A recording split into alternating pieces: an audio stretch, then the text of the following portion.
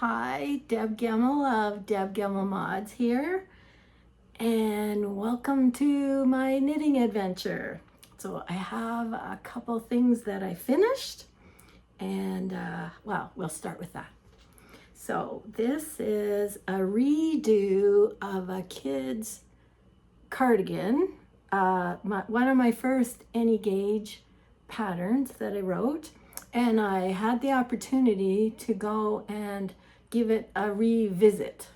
So that's what I did. So this is now called Build a Better V. So the original pattern is called Build a V.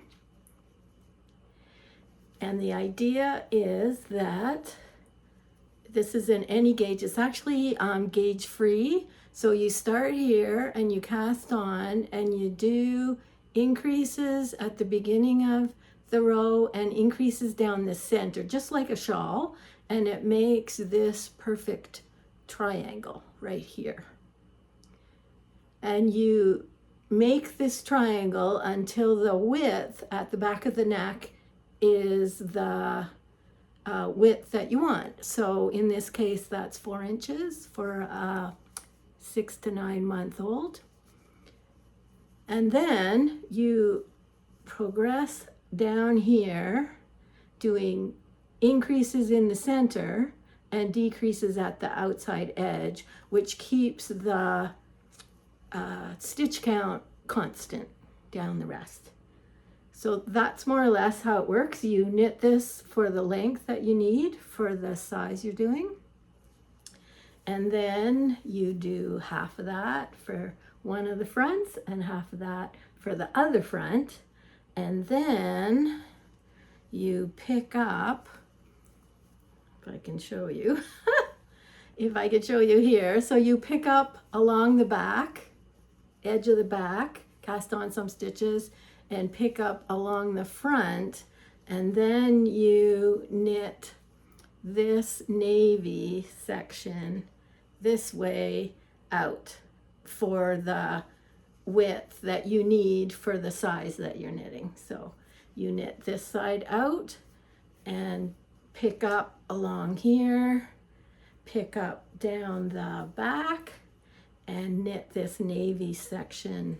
You can see, knit this navy section out for the width of the sweater, and then you do your sleeve. And you attach here with a 3 needle bind off, and you knit your sleeve flat and then sew the sleeve together. So it's yeah, it's a little cool design. I knit this out of DK weight yarn that I had left over from my grandson's rainbow sweater, if you remember that. So these are some of the rainbow colors that I used. So I'm really happy with that. The original pattern, the Build a V, didn't have a flat bottom here. It had a point here because I just continued the shape of the triangle all the way down.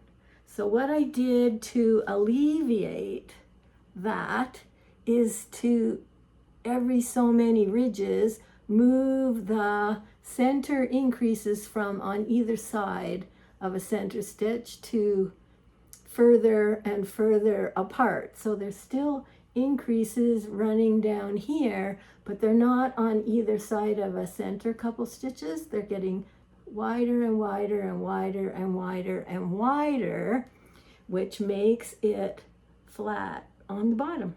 So I'm really happy with that. I'm happy with the redo, and that's a free pattern on Deb Gemmel Mods on Ravelry. It goes from preemies to 8-year-old size, and there's an adult size also. So what I did was I had done this on the adult sweater to make the bottom of the adult sweater rounded here, and I just took parts of that pattern and mashed it into this original pattern. So fingers crossed that that worked out. written wise, it's a bit of a minefield for small errors, but I hope that it works out okay. And I'm really happy with how this worked, and I'm sort of happy with all the colored parts. That makes it kind of fun, and it shows off all the parts of the sweater that you're knitting. So again, so here's the back. You can see that what's going on there, and the same on the front. You can see that that center section gets wider and wider and wider as it goes down. Yeah, so that's a finished object for me. I even found some buttons, did the buttons. Took me 2 weeks to get the buttons on, but there it is. So I'm very happy to have finished that. The other thing that I finished is the reversible ribbon shawl, which I have shown you before, but I wanted to talk about what I might do as if I did another one. I think I would use more colors. It starts here, and you are making a triangle, knitting down here, and then you switch colors to the hunter green. And this is the first, this is the first triangle. That's the first triangle, like that. And then you start the second triangle at the bottom corner. So that's the beginning. This is the beginning of the second triangle, and that's the second triangle. I'll just peek through the holes. That's the second triangle. So you can see the ribbon effect is the hunter green doing a zigzag. And then I introduced another color, which is great. Like, I'm really happy I did that. And you can see there it is again, and ending here. So that's great. But what I would do next time is I would have introduced this color down here at the end of the triangle, not at the beginning of the triangles here, but I would introduce a second color at the end of the contrast color, at the very end of the triangle here, because if I did that, this color would come up here and then it would go down here, and the lime green would go like this down the shawl. So that's a change I would make. I would maybe introduce another color here and then have lime green, hunter green, and another color here, because that would really emphasize the ribbon kind of effect. And what I did was make the lime green sections wider at each point. So anyway, this is going to keep me very warm this winter. I'm really happy with it. And it took a good 200, I guess. I put it in the pattern, but I think it was 200. 150 of the main color and probably 100 of the contrast color. So, and it's modular and it's reversible. They're reversible, which is just perfect.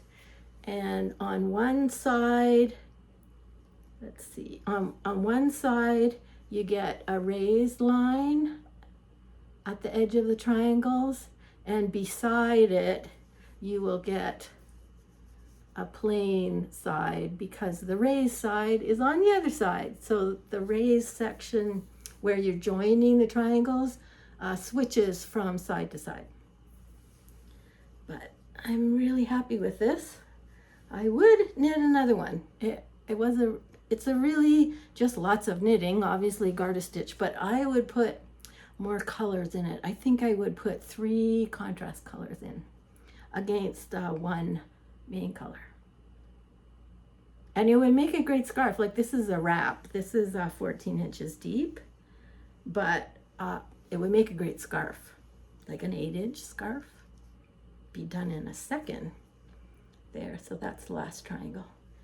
Yeah, so I'm happy with that. That's called the reversible ribbon wrap, I think, on Ravelry, again on the Deb Gamble Mods Ravelry site, and a free pattern. Then I knit a Romi Hill pattern. So this is Winter's Finery. Make sure I have it the right way around. So I belong to the Rustic Heather Sport Club with Lichen and Lace in, I think they're in Quebec. So I get 2 50-gram skeins a month of colors of Rustic Sport. And I wanted to see how it might work in, I don't know, like rustic wool. I use a lot of Briggs & Little, and this is Briggs & Little based, and she dyes it, and it's very nice.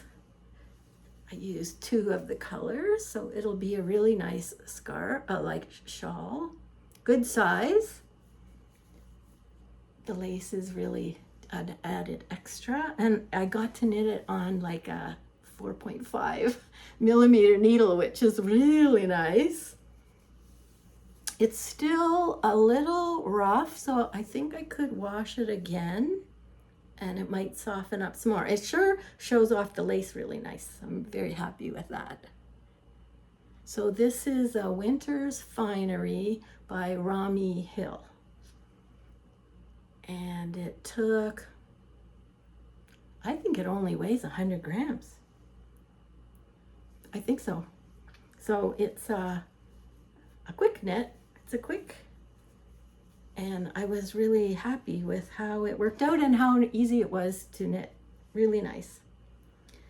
So what else do I have? Do I have another I think that's it for finished. So I'll just pile these up over here. So I finished a couple things, and then I get to cast on, right? Like that's the deal. So I still have a couple things. I finished mostly. I did get 2 of the 4 sleeves done that I have to. I still have 2 sleeves on the green Just For You V-neck pullover. I still have those sleeves to do. So I'm kind of gearing up for those. So here we are. I went into my stash and got some Timber Yarns striped yarn. So I am knitting a pair of socks from the cuff down. And what I'm trying to do is make the stripes move around. So I'm happy with that. The back is plain. So I am increasing here, and decreasing down the middle. And that seems to be working pretty well. I'm pretty happy with it. And I have 1 sock finished. So what I'm doing, just as an experiment, is I'm using a different increase on one sock than the other, and I'm using a different center, a set of decreases in the center. So this one, just to see if there's any difference. So in this one, I'm knitting it this way. So when I come to the increases here, I'm doing raise right and left from the center out and the center out, if that, or from the inside out, if that makes any sense to you. And then decreases against a center stitch here. So that's what I have here. And on this one, I did, let me move this around. I did a double center decrease. Can you see that? If I get my head out of the road. Anyway, so there's a center raised line here, and on this side, on one side, I did the raised increase right and left, whatever, from the outside stitch and from the outside stitch, if that makes any difference, if that makes sense to you. Anyway, just a slight variation, and I don't think it makes any difference at all. They look pretty much the same to me. The center double decrease, center post double decrease looks different on here. It's just one raised line of stitches, and on this it's more obvious because it's actually a decrease, a center stitch, and a decrease. But I'm happy with how they look, and I think they'll be fun to wear. So I'm gonna try another set like this, just because they're kind of fun. And I used another yellow fingering for the heel, not realizing that I was putting yellow next to yellow right here. But I started the heel here, and it's next to the eggplant color, so it's not going to look quite the same because I started in a different place for the two socks. But anyway, they're amusing to knit, and I'm at the top of the heel for this one now, so hopefully soon they will be done, and I might just do it again with a different set of colors because I'm having a good time. In the blog, and I write a weekly blog, so you can look me up. It's at debgamel.com. I mentioned that I'm taking a shawl pattern, a modular shawl pattern, the Polaris, and I'm knitting it in the rustic heather sport that I get, and has a blanket. So I'm knitting it on a way bigger needle, and this is how it looks right now. Do I have pieces? There we are. So it starts with the two green ones, the middle green, dark green ones. Anyway, so I am having a fantastic time. It's really fun. And then it has this long thing that you do on both sides. So I'm doing that one, and I'm just starting this one over here. And then you fill in all the spaces. So really interesting, and I think it's a great use of this yarn that I have been getting. So I'm really happy with it. There. Yeah, and I think if you did this without the stripes, it would be totally reversible. So I think if I ever did it as a wrap, I would do it in solid pieces, but each one picks up from another one. Here, I'll show you the picture. See, it has all these drawings for you, and I'm on day 7, but here's what it looks like. She did it for Advent count, like Advent wool 20-gram pieces. So I have done this whole section and this out here, and I'm starting on this one over here. So yeah, and it's really easy to see how you would make it wider, which I will do because mine's a blanket and not a shawl, but I'm very happy with it. And this is by Veera Valimaki. So Advent wrap. Yeah, Polaris wrap. I'm very happy with it. It's fun, and for me it's really great TV knitting. Very, very enjoyable.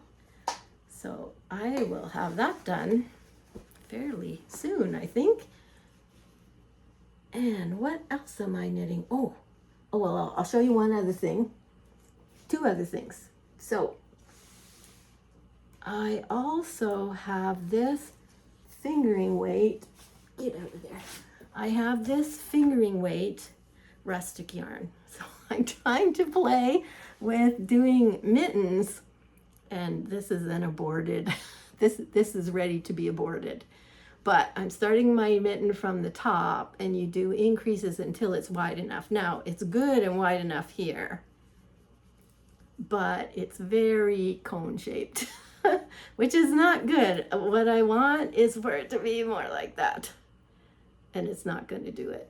So I'm going to rip this back, and I'm going to rework the top, but this 1x1 color change makes it really, really firm. So I think it will be really, really warm. And I'm going to start again because I really want it to look like that, right? That's a much nicer shape. So this is going to get ripped out. This is a waxwing fingering. It's a rustic yarn, 100% wool from Quebec, and I have quite a bit of navy. This is what I knit the striped just for you V-neck pullover in, and this is left over. And I also did a pair of mittlets. I bought the kit for the mittlets and used the rest of the yarn, so I'm still using that yarn. But these will make really nice mittens, and I think I'm using a 2.25. I think I can go up to a 2.5 without losing any warmth off of these mittens. So yeah. So the way that I'm doing it is you increase in 4 places, like 1, 2, 3, 4. Every other round. So I think what I'm going to have to do is start up here and increase every round to get that kind of rounded cone at the top. Yeah, that'll do it. So, well, an hour and a half, I don't know. It's not wasted. It's not wasted time. I had fun doing it, and I'm trying to improve my color work chops. And this has helped. So this is getting ripped out in probably a few minutes. And I'm using this book, which I have had forever. And I looked at the front. It was printed in 1987. I have had it a long time. First printed in 1984. So it has a whole bunch of knitting patterns in it, and there are so many mitten books out now, so but I have had this one for a long time, so I am going to use one of these patterns. I think I'm going to use this one and try it. I'm not, this starts cuff up, and I'm starting at the top going down. And can you see the thumb there? Here's the thumb right here. So there's no gusset for your thumb in these mittens, so you just put a bunch of stitches on a holder, cast on, and then pick up these, and the thumb is just straight with no gusset here, and you match the pattern so that the thumb disappears. I don't know if I'm going to do that either, but it's kind of cool. And I have used this before. Like, there's some really pretty ones. Isn't that pretty? Yeah. And some really straightforward ones. And I have obviously, I have rewritten the pattern in here for, where did I put it? Oh, can you see the writing? That's me writing in for a different gauge and different sizes. I don't know if you can see that. It's pencil, so my notes are here. So I've gone through this pattern, which is asking for 8 stitches. 8 stitches to the inch, and I have rewritten it here for 6 to 6.5 stitches to the inch. So I have used this before, not for quite a long time, and yeah, so I'm looking forward to doing a bit more color work and using up the bits of yarn that I have left from the pullover and the mittlets that I knit. So it's going to make terrific mitts. These will be really warm, but I think I can go up easily one more needle size, and that'll be good. The other thing I've been doing is, a friend of ours has dementia, and a bunch of women from my old knitting guild want to make a blanket for her. So I've been playing with patterns, and I'm going to send all these squares. So I saw this picture on Instagram, so I screenshot the picture and figured out the pattern, which was kind of fun. And then baubles are always good. So I do baubles like a little bit of I-cord. So what I do is, in one stitch I increase 3 stitches, and then I slip them back on the left needle, pull the yarn across the back and knit them, and then decrease down to 1 stitch. So what I find is, if I do that, these don't want to sink to the back of the fabric. If I do them as a tiny 3-stitch I-cord. So I would recommend that. I have done this a couple times, and it keeps them from tucking into the fabric at the back. This was fun. So this was out of my Twisted Stitch Dictionary by Nora Gunn. So this was one of the patterns. So that kept me, I had to count and I had to keep track, that was a fun one. And then this one, I am so enjoying this. There. So this only has right twists in it, and right twists are way easier than left twists. So this one was really fun and really easy. So yeah, and effective. Like it has some texture, something to feel for the person who gets the blanket. So I finished that and send off 4 squares towards the person, so that our friend has a blanket to take into the home that she's going to, and a little bit of our love goes with her. And I have one more. So another little project that's off the needles and gonna get frogged.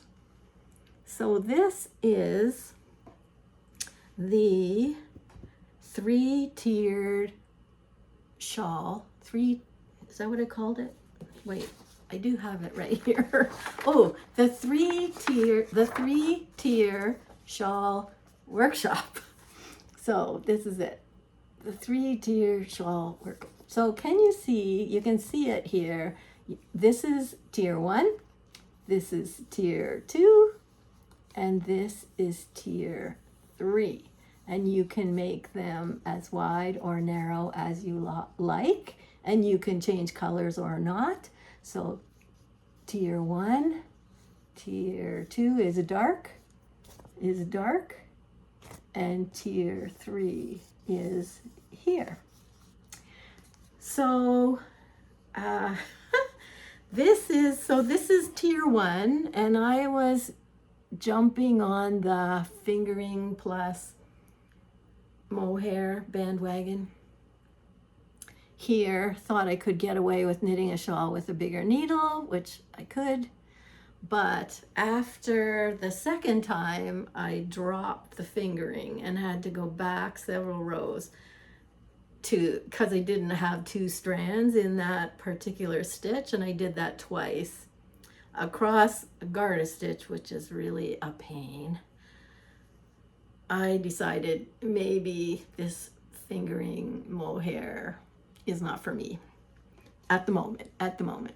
So I'm ditching this. But so you can see that is tier 1, a straight shawl. And it's going to be, as you can see, wider than it is tall. The way you do that is you increase here, 1 increase here, increase on either side of the center, increase on the edge, and then on the wrong side, you increase on the edge, knit or purl through, increase on the edge. So every 2 rows, you are increasing 6 stitches. And that makes it wider than it is tall, which is the shape that I like. I'm not a very tall person.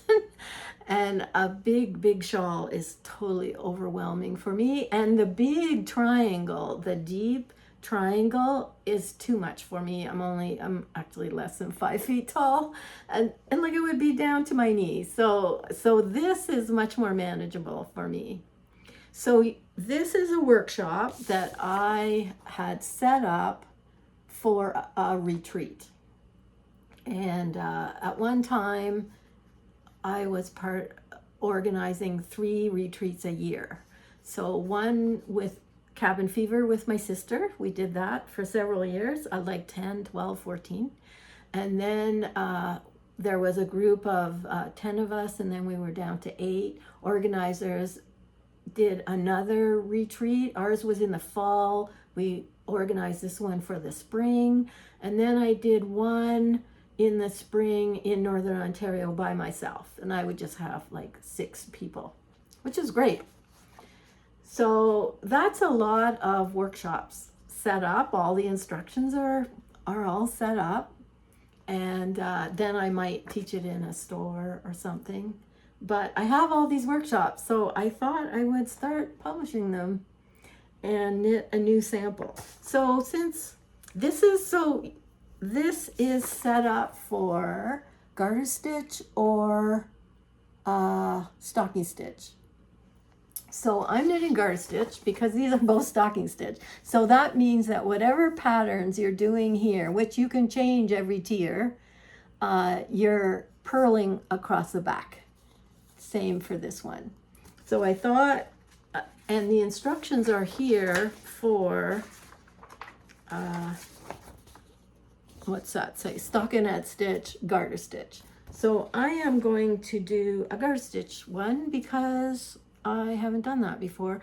And then what I did here was I'm going to start a stitch pattern. This is all garter stitch. This is a stitch pattern. And I changed the color of the mohair. So that's why you can see this. So the second tier has started on this one. But I'm going to be doing this for the next month or so. And I will talk about it more because there's more to it than that. So here's my new beginning.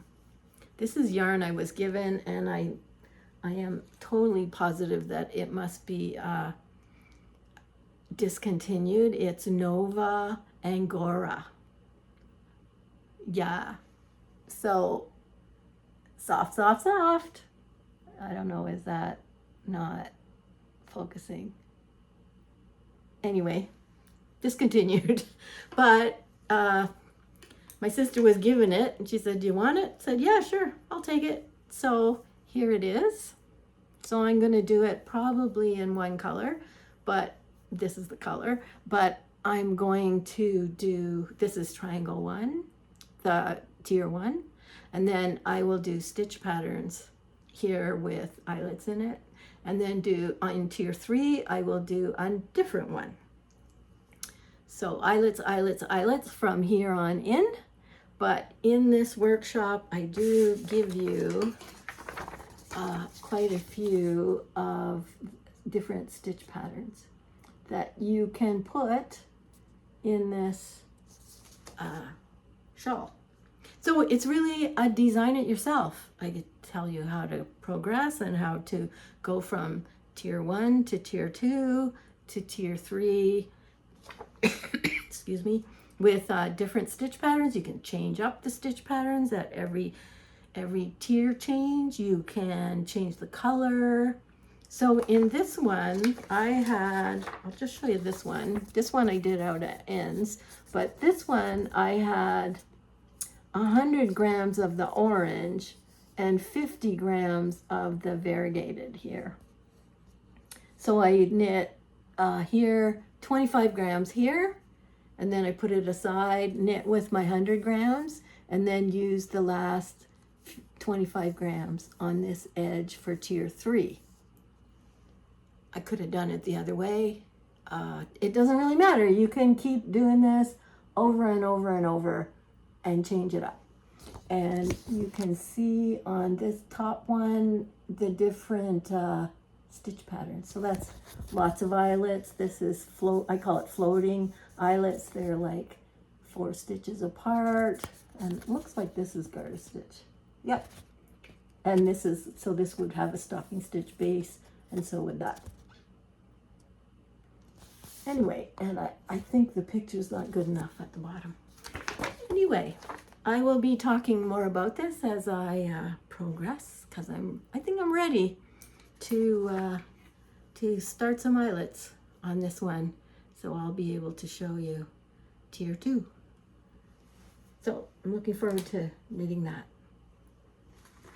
So I finished a couple things, and I cast on mittens, shawl, blanket, socks. Oh, so I cast on 4. So I jokingly said if I finished 2 things, I could cast on 5. And then I was told, oh no, the rule is 6. But so I have cast on 4. I have, I think that's all of them. Oh, and the squares for the blanket. Yeah. So that's 5. That's 5. I did it.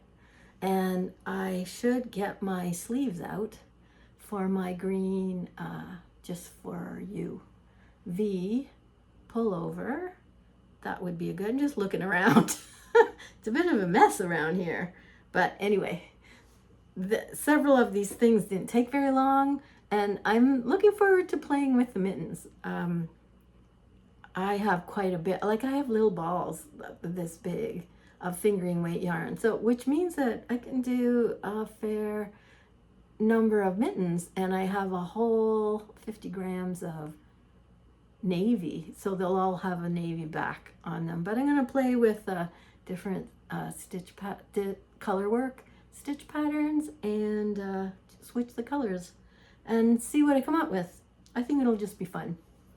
So I hope that your knitting is going really well, and you're doing maybe some mittens might be a couple Christmas presents, so that gets me, I get to have the fun of knitting them and playing around with them, and then someone gets to keep their fingers warm.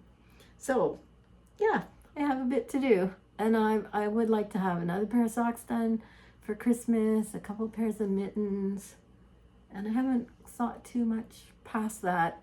It's very, very end of October, and it's time to give it some thought, I guess, if I'm going to do this. But anyway, I hope you're doing well, and I will see you next time.